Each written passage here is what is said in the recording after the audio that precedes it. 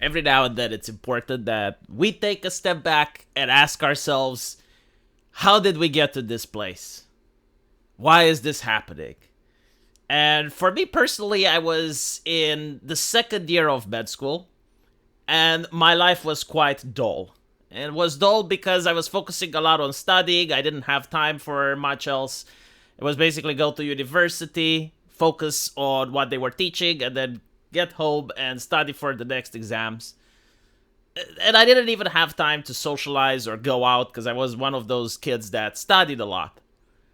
Now, at the time, there was actually nothing to watch on television.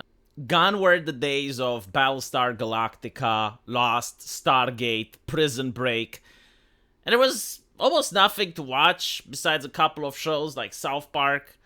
So again, my life was very dull, and all of a sudden you have this new show that's coming out, and it's called Game of Thrones.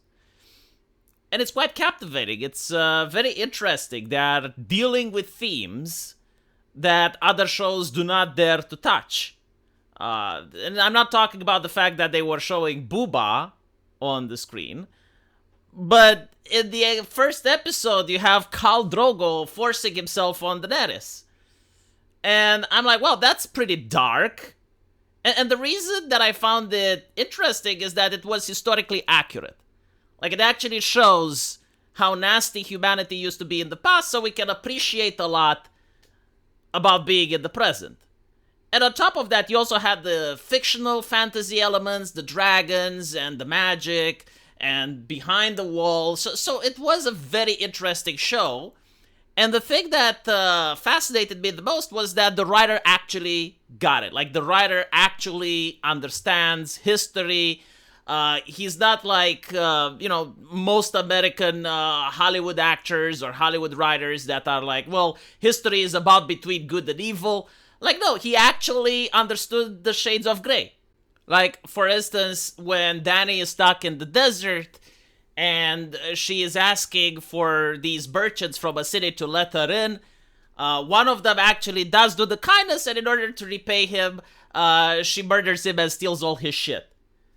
So basically, like, most characters in Game of Thrones aren't good characters or evil characters.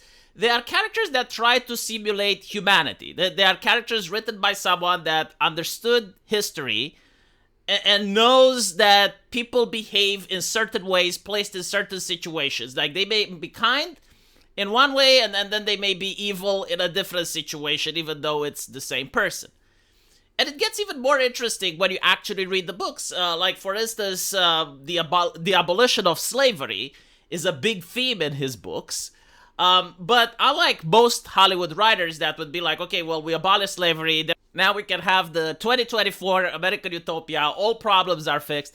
No, actually, Martin treats some very interesting themes with that. It's like, okay, so Dany killed all the slave owners, but like this guy, he was part of the aristocracy and he was actually talking against slavery, and Dany had him tortured as well. How is she going to react? Well, she's going to be arrogant because she's the queen. She can't be seen as being flawed, so she's just going to dismiss that.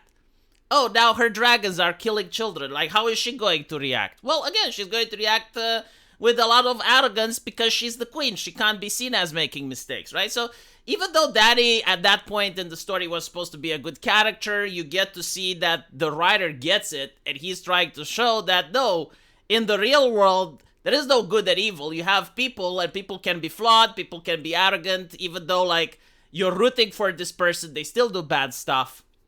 And that's what's pretty much like all of his characters when you think about it. The slavery part was, okay, well, the city is in the desert. They can't grow crops. They don't have any sort of industry. That they're not producing anything. Slavery is the only thing that gives them money. So when Dany abolishes slavery, it's like, okay, you did that, but now what? How are you feeding these people? How are you doing agriculture? How, right? And she doesn't have the answer to these things. And then Martin tries to go like, well, what would happen from a historical point of view if that took place? And apparently a lot of people were trying to sell themselves back into slavery. There's a disease coming up, the Pale Death, I believe it was called. Right? So again, the reason that his books were fascinating is because it feels, as a historian writing about the dark past of humanity, and trying to create entertainment out of it. You actually do feel for the characters. When Drogo forces himself on Dany, you feel for her. You want to see her getting out of that situation, fighting against her brother. You want to see Sansa managing to get away from Joffrey, right? Like it gets you to experience a roller coaster of emotions. Like you are actually living with those characters, and you want to see them succeed while you want to see the bad guys fail. And all of that lasted until the Game of Thrones became very popular. Activists started latching on, and they were like, well, you can't actually treat those themes anymore because they're not feminist. You need to stay away from these themes. And all of a sudden, you get to notice that Game of Thrones, at least the TV show, becomes for a modern audience. You don't have women being treated differently in this medieval society. Now all of the factions are led by women. You have Sansa Stark leading the North. You have Cersei leading the Lannisters. You have that Lady Mormont leading her island.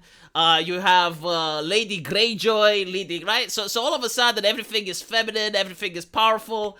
Dany is leading her dragon. So it moves away from that historical authenticity. It moves away from showing that just how grateful we should be that we are born today and not born in the past. And it's now just moving to this Hollywood production. And when you look at what Martin is saying, he becomes woke himself. Like all of a sudden, he writes these very compelling arguments about mass immigration and about different cultures trying to assimilate with each other and what happens.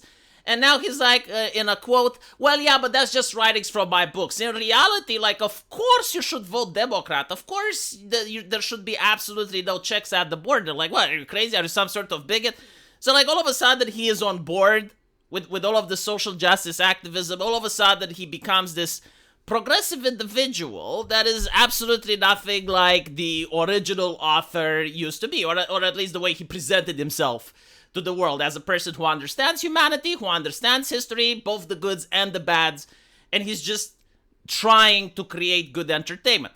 Now the problem that I find with the TV show is the fact that they reveal the ending.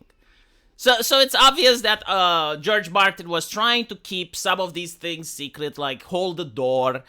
He was trying to keep secret the person that's going to end up sitting on the throne. But all of that has been completely destroyed by the show. So I generally think that he doesn't feel like writing anymore. You know, like one of the big plot twists is that Dany is actually evil. And if you read the books, it is implied since the very beginning that there is no such thing as a messiah. There is no such thing as a war that's just or a war that's good, because one of the main themes in his book is that war is always evil. Almost every single time, the little people are the ones that are suffering. Again, it's inspired by history, right? So if you actually read the books, you know that when Dany comes to, eventually when she's going to arrive in Westeros, she's not going to bring salvation. She's not going to destroy the will. She's just going to bring more fire and blood. So the show does that, but it does it in a very poor way, where it's not foreshadowed. It's just like all of a sudden they're telling you, oh, all right, well, Dany is now crazy because she's hearing the bells. There's just an incredibly poor reception to this. So now Martin is looking at it and it's like, well, that got the fans really pissed off. I can't write that in my book.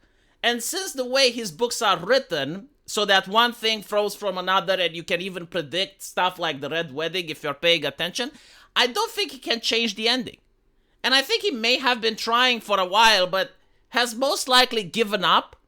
And I don't think that he has any intention in finishing. The only thing that he wants to do now is to virtue signal, to say that he's a good left-leaning person like all the other writers and all the other people from Hollywood. And he's basically the same like the other girls. So he's going to say, yeah, I couldn't write because fascismus, right? Like fascismus is on the rise, and then this is why I can't write my books. And, you know, I'm just a good left-leaning person. I vote Democrat. Please believe me. You know, don't come after me, right? I don't like the new show that's coming out, the HBO, whatever they're calling it, the Dance of the Dragons. He doesn't like that. This about this about that. And he's taking on other projects so that he can have a comfortable life and a comfortable income. Now, why are people upset about it? Well, they're upset because they have invested a lot of time and money into his franchise and they're feeling betrayed. A lot of people are basically saying on the internet, it's like you have no right to be upset at the writer. And I kind of disagree with this. It's because there is an unspoken promise between the person creating the content and the person consuming the content. So the person creating the content, they're putting effort and they're creating something that's interesting. And in exchange for that, they get cash, right? They're not doing it out of charity. They're not doing it because they just want the world to be happy. No, like they're expecting some financial remuneration in exchange for their content. Meanwhile, the person purchasing the content is investing their time, their energy, their money in order to help the author keep writing and in order to enjoy the work. They want to know that the work is going to be finished. Like if Martin would have said, yeah, I'm releasing my books, but I have no intention in finishing them, a lot of people would have probably never tuned into the show. In fact, there are many people now that find out about Game of Thrones, you know, people who were younger when Game of Thrones was on television and now they grew up and they're wondering, should I watch it? But like, since they know that the ending is horrible, since they know that the books aren't completed, they're not interested in picking it up. Just like I'm not interested in picking up Firefly. Again, same thing. Like, when it happened, I understand it's really great, it's amazing, but it never got finished. So I have no interest in picking it up. I have no interest in getting it myself immersed with it because then I will be disappointed. So this is why people are upset at Mr. Martin. It's because he never finished the books. He doesn't want to even allow someone else to finish them. And the way he's behaving is that of an arrogant person. It's like, look, the reason you're wealthy, the reason you have money is because your fans gave them to you, right? Like your fans got involved and got interested enough so that they can pay and you can put food on your table. And you should be a little bit more humble when talking to your fans. You should, you know, like at least try to explain it to them. I'm pretty sure that if Martin would have come out and he would have actually said, well, look, the TV show kind of spoiled the ending, and it's very difficult for me to now come up with something else, and I genuinely don't know what to do, blah, blah, blah, blah, blah. If he had been more humble like that, I think people would have perceived him differently, but instead he's still like, well, I haven't finished Winds of Winter because of fascism. Right. I mean, there's always going to be something in the world, you know? Like, if it's not fascism, it's going to be a plague. Like, we're going to have COVID. If it's not COVID, you're going to have a war. Like, there's always going to be some excuse. You know, something happening in the world. Like you as a multi-millionaire and an American citizen, you have absolutely no excuse. You know, it's not, oh my goodness, fascism is on the rise. Yeah, give me a freaking break. Go to Japan or go to Switzerland and live there if fascism is on the rise. Let me know what you guys think, though. And as usual, I'll see you in the comment section. Take care.